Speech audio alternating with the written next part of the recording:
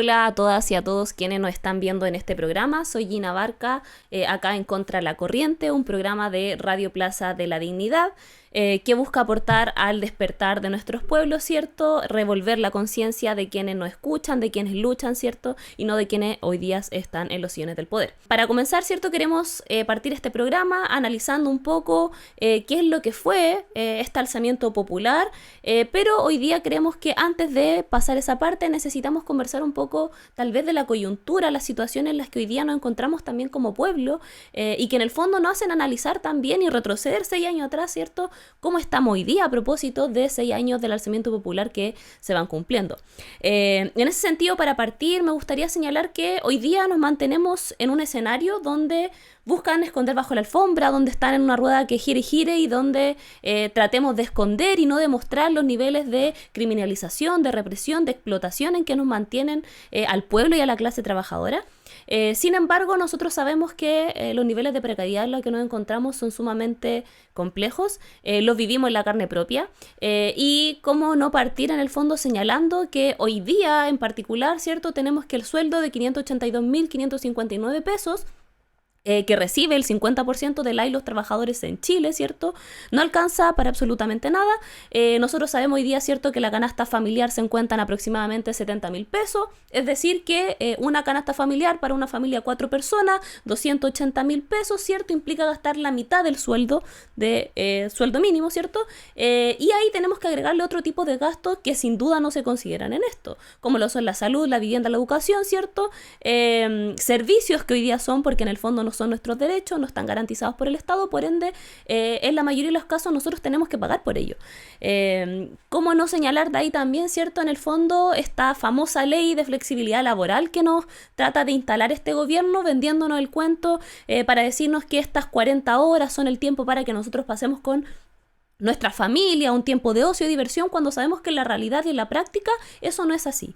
Sabemos que hoy día las 40 horas son la expresión concreta de la precariedad, de la explotación laboral, porque en el fondo eso se ha expresado en que la mayoría de los trabajadores con estas 40 horas han tenido que buscarse un doble trabajo, una doble jornada laboral, es decir, trabajar hasta las 5 de la tarde, después irse a otro trabajo hasta las 10, 11 de la noche, levantarse al otro día y seguir trabajando. Que en el fondo nos demuestra cómo este sistema lo único que le interesa es que nosotros produzcamos y no para nosotros, porque esa ganancia no la recibimos nosotros, sino que para los grandes poderosos, para la burguesía, quienes se adueñan de nuestra riqueza. Y ahí en ese mismo sentido podemos señalar también una coyuntura sumamente importante que tiene que ver hoy día con la crisis habitacional, una crisis que hoy día tiene a más de 2 millones de familias sin casa, que se ha expresado concretamente, por ejemplo, como lo hemos visto el último tiempo en los desalojos. Hace un par de días atrás, ¿cierto?, pudimos ver lo que fue el desalojo de la Toma Dignidad, ¿cierto?, donde el Estado represor, criminalizador, ¿cierto?, deja a cientos y miles de familias en las calles, a niños, adultos mayores, mujeres, sin ninguna solución habitacional. Y esta crisis sabemos que en el fondo va a seguir avanzando porque no hay solución habitacional para quienes no tienen casa, para quienes están en comités de vivienda, para quienes están en tomas de terreno, porque sabemos que en el fondo las tomas de terrenos han sido la solución ante la dificultad de no poder tener una casa, ante la dificultad que hoy día tenemos como pueblo de no poder pensar en el sueño de la casa propia, porque no la vamos a alcanzar, porque este Estado no quiere que nosotros tengamos casa. En ese sentido, hoy día vemos que los desalojos han sido una muestra concreta de la criminalización a las luchas de nuestro pueblo, donde salir a marchar y salir a exigir nuestra casa o construir nuestra casa de manera propia con nuestros ahorros que hemos juntado por años, al parecer es un delito. Y eso es lo que nos ha mostrado hoy día este Estado. Así también lo podemos ver de manera muy evidente con y los estudiantes que siguen luchando en las calles, que siguen peleando por sus demandas más sentidas, que siguen exigiendo lo mínimo para tener una educación, una infraestructura mínima necesaria, básica, donde los techos no se caigan, donde los vidrios no estén rotos, donde los estudiantes puedan estar en sus clases teniendo sus aprendizajes de manera mínimamente digna, algo que hoy día el Estado no brinda porque sabemos que en salud, en vivienda y educación, nuestros derechos están totalmente mercantilizados y que en el fondo van directamente a financiar, ¿cierto?, el sillón en el que se encuentran hoy día los poderosos, la burguesía, ¿cierto?, que nos mantienen a nosotros en la precarización, en la explotación, y por eso nosotros hoy día queremos partir un poco señalando, porque creemos que es importante no olvidar la situación en la que hoy día nos encontramos como pueblo y como clase trabajadora. No olvidemos que aquel alzamiento del 2019 no partió simplemente por el alza del pasaje, ¿cierto? Eso fue una detonante, pero sabemos que esta situación se venía gestando desde mucho antes. Eran estas mismas luchas de nuestro pueblo que se venían dando desde años anteriores que llevaron a que aquel alzamiento del 2019 se expresara con esos niveles de violencia, de masividad, de expresión popular, de organización. Porque ya veníamos cansados, ya teníamos esta rabia en el fondo acumulada a raíz de la situación en que nos mantenían oprimidos. Hoy vemos que 6 años después del alzamiento popular, la situación en la que está nuestro pueblo se mantienen iguales o incluso peores. De ninguna manera se ha mejorado las demandas que aquel 18-19 de octubre en todo Chile, en distintos lugares, latitudes del país, ¿cierto?, se demostraron, hoy día de ninguna manera han sido cumplidas. Al contrario, vemos, ¿cierto?, que los poderosos han cooptado nuestras demandas y en el fondo están defendiendo sus intereses mientras a nosotros nos mantienen en la precarización y en la explotación. Hoy día no podemos olvidar, ¿cierto?, y es importante que entendamos cuál es la situación de nuestra clase, así que hoy día queremos dejarlos totalmente invitados para que podamos conversar con compañeros también protagonistas, ¿cierto?, que vivieron durante este proceso lo que fue el alzamiento popular.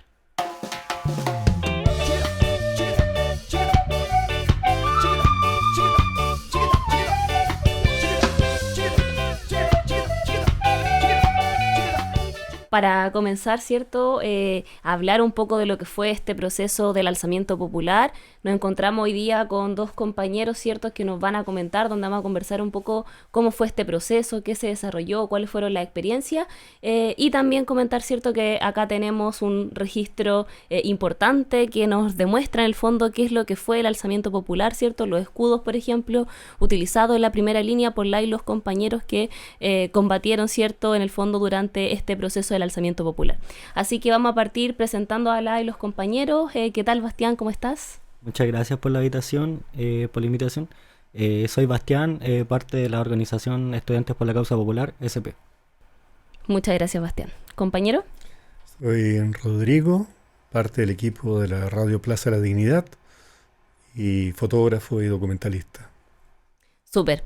Muchas gracias, compañeros, hoy día por estar acá, ¿cierto? Para comenzar, quisiéramos preguntarles a ustedes, ¿qué nos pueden decir hoy día sobre este proceso, ¿cierto?, vivido en octubre del 2019 y cuáles son las razones de este levantamiento que ya hoy día podemos descubrir 6 años después, ¿cierto?, que conmemoramos ese 18-19 de octubre. ¿Qué nos podrían decir?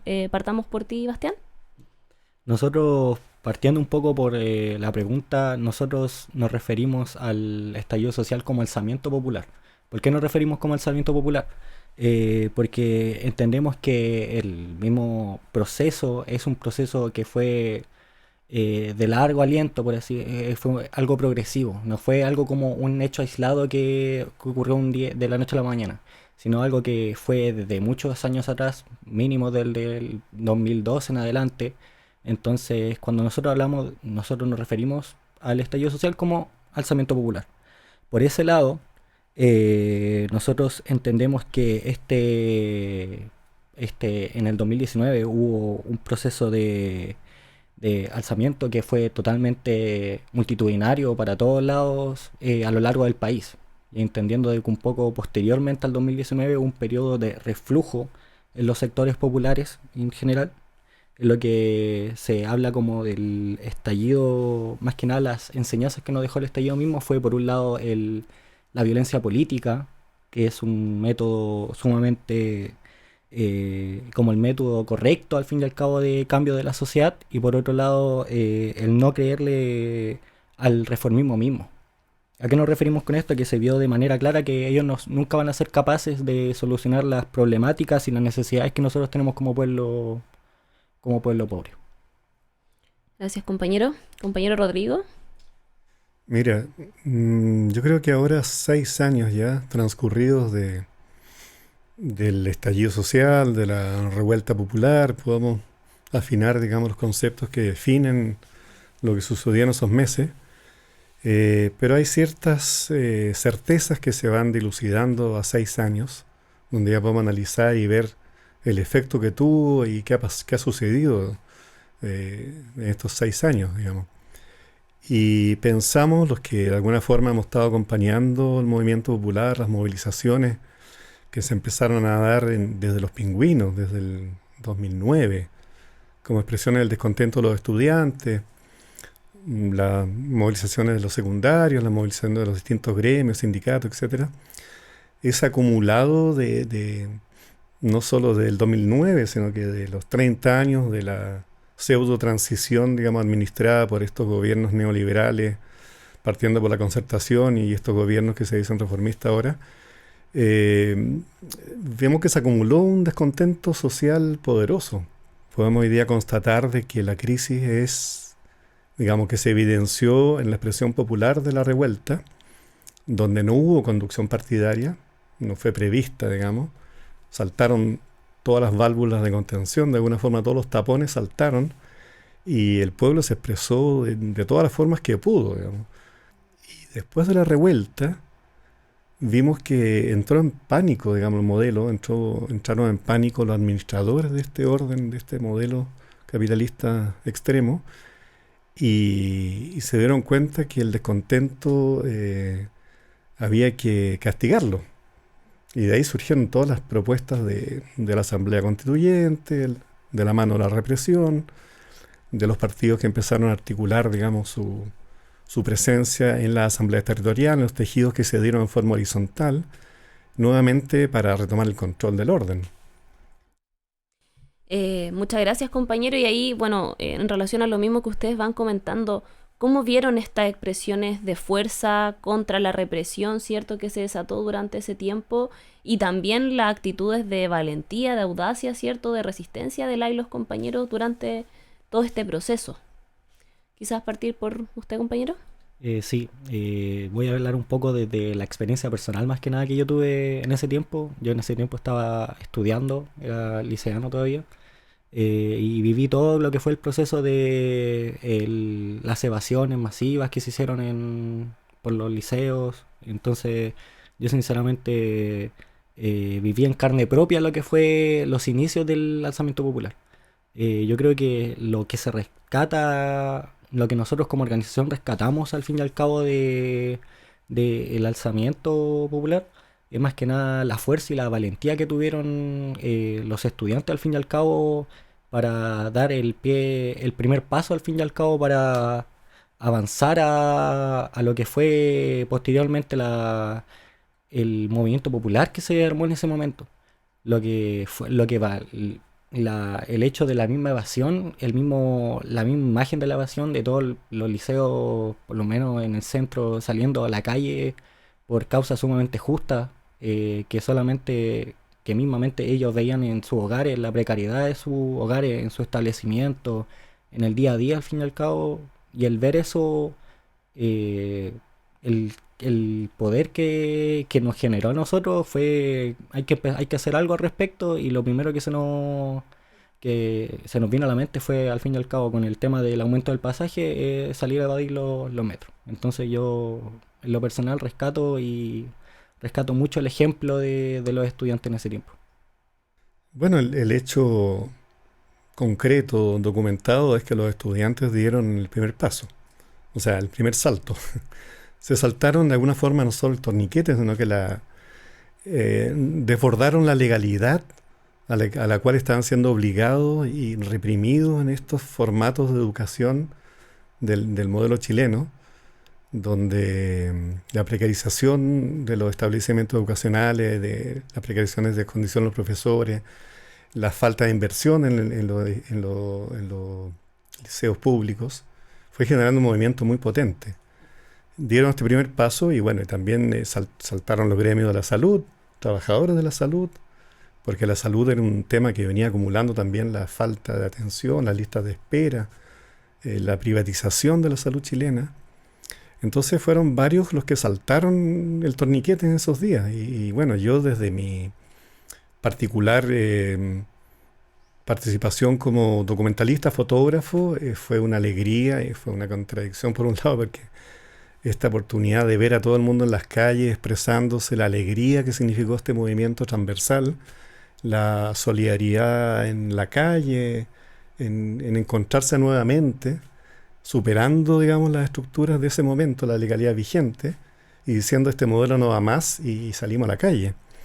Entonces, esa expresión descontrolada, al mismo tiempo esa alegría de encontrarse en la calle, fue muy poderosa, no solo como registro fotográfico, documental, sino que significó también, como en el caso nuestro de la radio, en que un equipo de militantes populares, digamos, de antigua data, de militantes de la izquierda revolucionaria, que se encontraban acá y se encontraron con esta plaza repleta de gente que venía aquí a encontrarse, se dio cuenta de que el lugar era privilegiado y que había que sintonizar con la expresión popular, con la música, como dando espacio a que los músicos tocaran desde acá. Y nos dimos cuenta también de la responsabilidad como comunicadores, como militantes, de poder canalizar, expresar y potenciar esa demanda. En este caso, como transformar, ahí nace la radio, casualmente por un lado, pero con un compromiso político de darle volumen y de darle cauce a esta revuelta. Sí, no, bueno, igual como ustedes mencionan, ¿cierto? Acá podemos ver varias expresiones que se van demostrando durante el alzamiento, pero también vemos una situación que yo creo que va un poco en el análisis que también ustedes hacen, que finalmente hoy día, después de 6 años ya teniendo este diagnóstico, vemos que las demandas que se propusieron, que se alzaban durante ese momento, no fueron cumplidas. En ese sentido, ¿ustedes por qué creen, a qué factores atribuyen que esa situación haya ocurrido? ¿Por qué no se cumplieron las demandas que el pueblo muy fuertemente levantaba durante el alzamiento? O sea, nosotros como organización vemos que hay una clara cooptación de las luchas del pueblo, al fin y al cabo, que se levantaron en el 2019. Por un lado, hubo quienes apostaron por la institucionalidad y otros que nos quedamos en la calle luchando junto al pueblo. Pero al fin y al cabo, el ver cómo con el mismo tiempo las ganas iban bajando, la gente iba dejando de creer un poco en el proceso, dio espacio y al fin y al cabo a que estas miradas más institucionales, estos partidos institucionales, al fin y al cabo que se hacen llamar de izquierda, hicieran lo que quieran al fin y al cabo, como con el mismo movimiento que se levantó el 18 de octubre. Por un lado se ve, por un lado la cooptación, y por un lado de esa cooptación viene una criminalización que se genera a lo mismo que se generó el 18 de octubre. Criminalización que sigue hasta el día de hoy, donde se criminaliza la lucha popular, al fin y al cabo, la lucha en las calles, por la lucha más justa, al fin y al cabo, por las demandas que se sienten en el alma del pueblo pobre. Sí, yo diría que en los primeros tiempos, las primeras semanas, digamos, de la revuelta, de esta sublevación popular, la casta político-empresarial, entró en pánico. Entró en pánico y empezaron a hacer ejercicios de mea culpa, digamos, los programas. Si uno revisa los programas de televisión de esa época, la radio, todos hacían mea culpa, decían, en realidad no nos dimos cuenta, tenemos que perder ciertos privilegios, la ultraderecha se golpeaba el pecho, porque esto para ellos era alienígena. O sea, estos seres que todos están millones en las calles, en todo Chile, no solo en Santiago, quedaron un poquito choqueados y en ese momento, ese lapsus interregno de un mes más o menos, hasta que lograron recuperar la iniciativa, digamos, y diseñar una estrategia de control y de encauzar, digamos, para dividir esta revuelta popular. De ahí viene el pacto, pacto por la paz, donde esta izquierda, neoizquierda reformista de Boris, todos esos partidos Frente Amplio, entran en pánico también porque le tienen miedo al pueblo, a la clase, le salió su miedo de clase, de esta pequeña burguesía del Frente Amplio que estaban ellos en su momento como de relevo a la concertación, y entraron en pánico y fueron sometidos, digamos, por la ultraderecha al proyecto, digamos, de encauzar la revuelta, de dividirla y generar un espacio constitucional, como fue lo del proyecto de asamblea constituyente y de nueva constitución. Entonces ahí los partidos se demoraron ahí como 15, 20 días hasta que reaccionaron y hicieron esa propuesta para dividir el movimiento, para ofrecerle una salida, digamos, de cambio supuestamente de constitución que iba a solucionar todos los problemas. Y cooptaron también los partidos, volvieron a meterse en las asambleas, dividieron las asambleas y generaron en un momento una coordinación de asambleas territoriales en Santiago, en región, en todas partes. Había un movimiento que se estaba articulando de poder popular en la práctica, donde participaban todos, familias, vecinos, un ejercicio de poder popular que estaba en germen en ese momento. Los partidos rápidamente toman la iniciativa, junto con la derecha, el empresariado, digamos, y obviamente los partidos supuestamente de izquierda, para volver al orden. Porque ellos fuera, en ese contexto de articulación popular, no tenían ningún rol. No estaban ahí. Estaban siendo superados. Entonces, diseñan esta estrategia junto con la derecha y el empresariado para volver a tomar el control, y más la represión que violenta, digamos, que produjo más de 30 muertos y 460 mutilados. Junto con la represión diseñaron esta estrategia política de control del orden, del modelo. Y ahí se plegaron todos los partidos. Entonces hubo un lapso donde no hubo capacidad quizás de enfrentar la maquinaria partidaria, porque tampoco había experiencia. Ahora, 6 años, podemos tener más claro lo que pasó. Pero eso fue un poco lo que pasó en esos días. Sí, bueno, igual interesante lo que nos mencionan ustedes y ahí en ese sentido, ¿qué expresiones de organización podríamos decir que surgen a propósito de este alzamiento? Y ahí un poco ustedes iban vislumbrando algunas cosas, pero ¿qué expresiones surgen concretamente, cierto? Que pueden ser históricas, que veíamos hace mucho tiempo, o que se desarrollan durante ese mismo momento. Y también cómo valoran esta relación o cómo observan esta relación con la institucionalidad, entendiendo que hoy día hay sectores en el fondo que consideran que mediante la institucionalidad hay que conseguir demandas para nuestro pueblo, y sectores revolucionarios, sectores populares, ¿cierto?, que consideran que en el fondo hoy día la lucha está totalmente por fuera de la institucionalidad y de la democracia burguesa. ¿Cómo lo ven ustedes ahí en ese sentido? Sí, nosotros vemos que del mismo alzamiento lo que nace, hay una génesis, por así decirlo, de política chilena al fin y al cabo. Por un lado, los que apuntan por la institucionalidad y otros que apuntan a no trabajar directamente con la institucionalidad, a trabajar directamente con las masas y el pueblo en conjunto a ellos.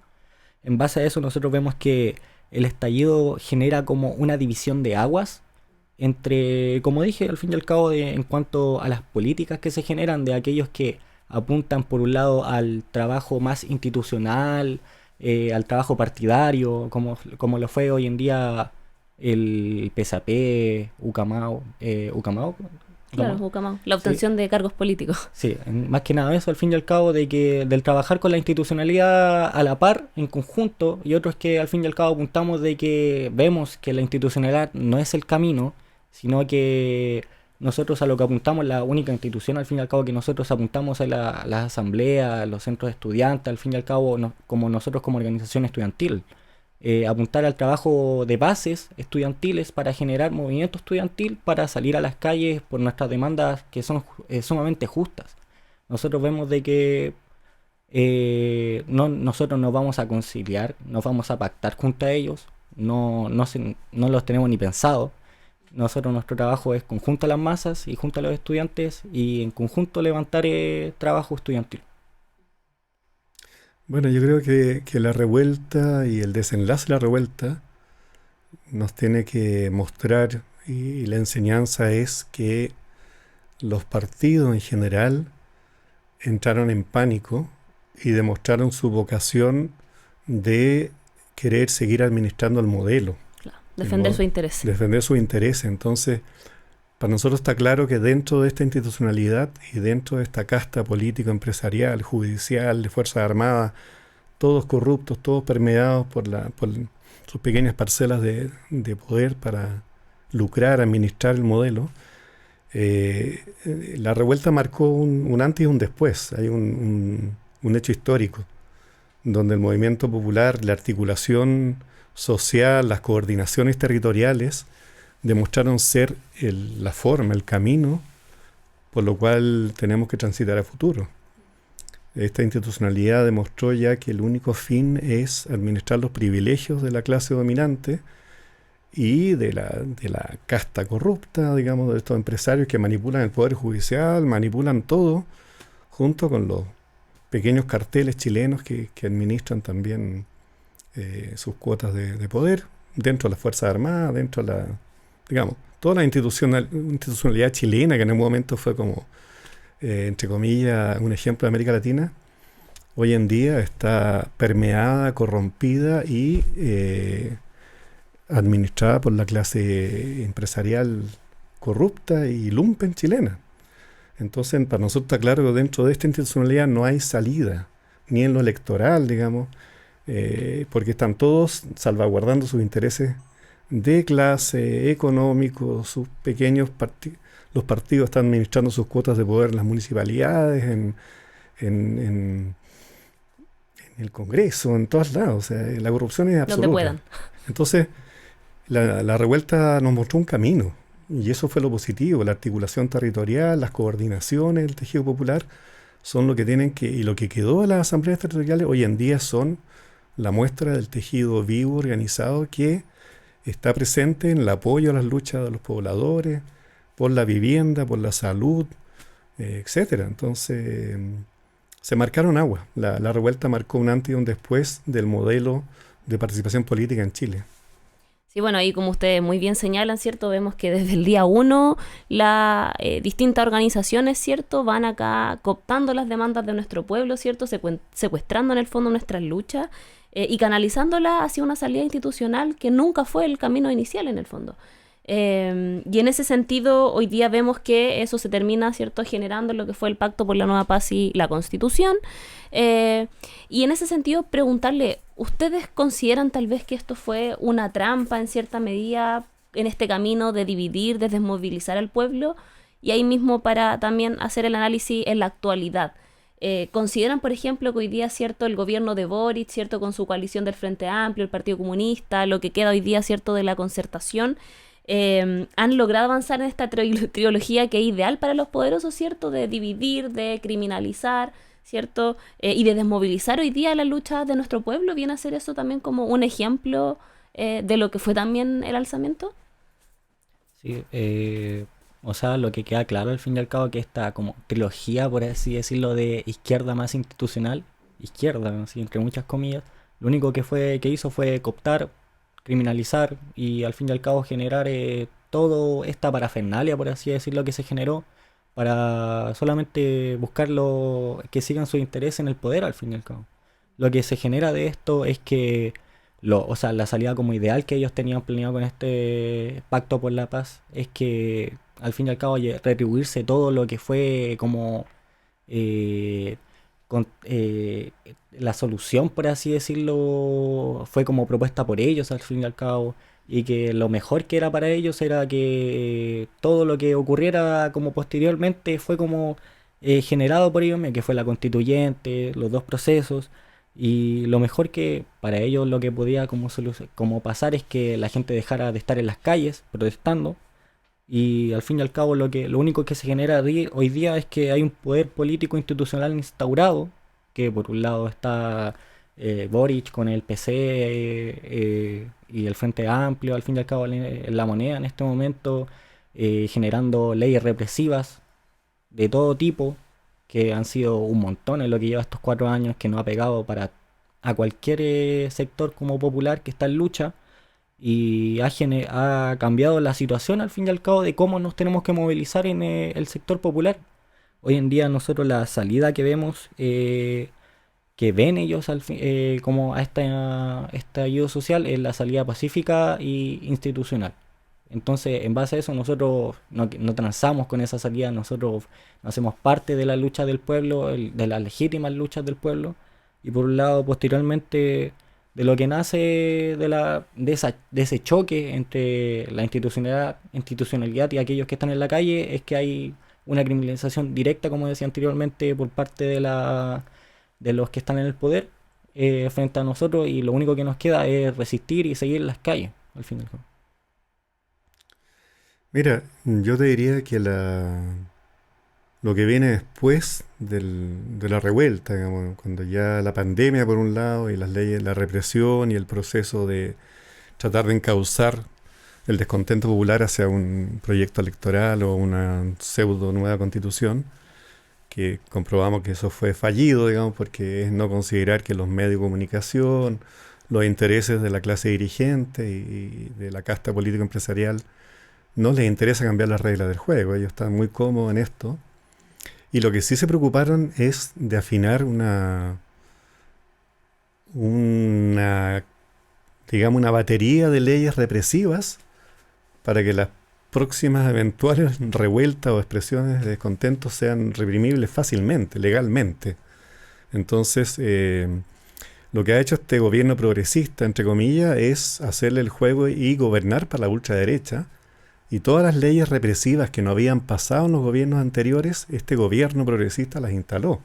Militarizó Chile, militarizó y reprimió más que nunca hasta el día de hoy al pueblo mapuche, al pueblo nación mapuche.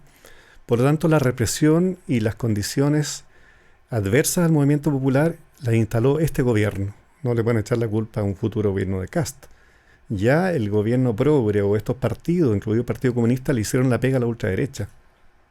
Entonces lo que nosotros vemos es que el escenario es de aprender de la revuelta y todas estas coordinaciones populares tienen que reforzarse porque el escenario ya fue sembrado para que la ultraderecha fascista administre lo que este gobierno progresista instaló. Por supuesto. Bueno, ahí ustedes muy bien lo señalaban, que en el fondo podemos hablar, ¿cierto?, de esta impunidad que se ha impuesto a partir, ¿cierto?, de la represión que causó decenas de muertos, de torturados, ¿cierto?, 450 jóvenes sin ojos, ¿cierto?, tortura, etcétera, y encarcelamiento hoy día también de compañeros y compañeras que sabemos que hoy día siguen tras las cárceles a propósito del alzamiento popular. Un ejemplo de ello, ¿cierto?, es David Jara, un joven condenado, ¿cierto?, a 12 años hoy día de prisión. Y que en ese sentido demuestra cómo la represión, ¿cierto?, fue lo que marcó la pauta durante este proceso de alzamiento ante las justas luchas de nuestro pueblo. Para ir finalizando, ¿cierto?, preguntarles brevemente que nos puedan comentar, ¿cierto?, cuáles son estas reflexiones que podemos ver hoy día sobre el futuro, ya teniendo este diagnóstico del alzamiento, qué es lo que se viene para este 18 de octubre, cuáles son estas próximas luchas, y dejarles la palabra para que nos puedan comentar un poquito.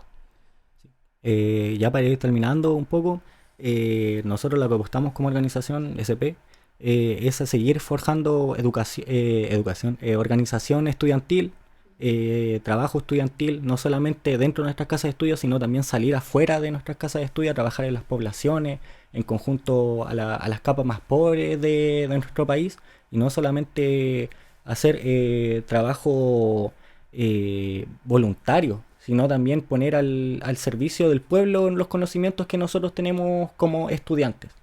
Entonces, nuestro rol que tenemos que tener hoy en día es seguir dando la lucha, seguir levantando las banderas de nuestro pueblo y seguir impulsando la justa lucha de nuestro pueblo, porque al fin y al cabo la rebelión de nuestro pueblo se justifica.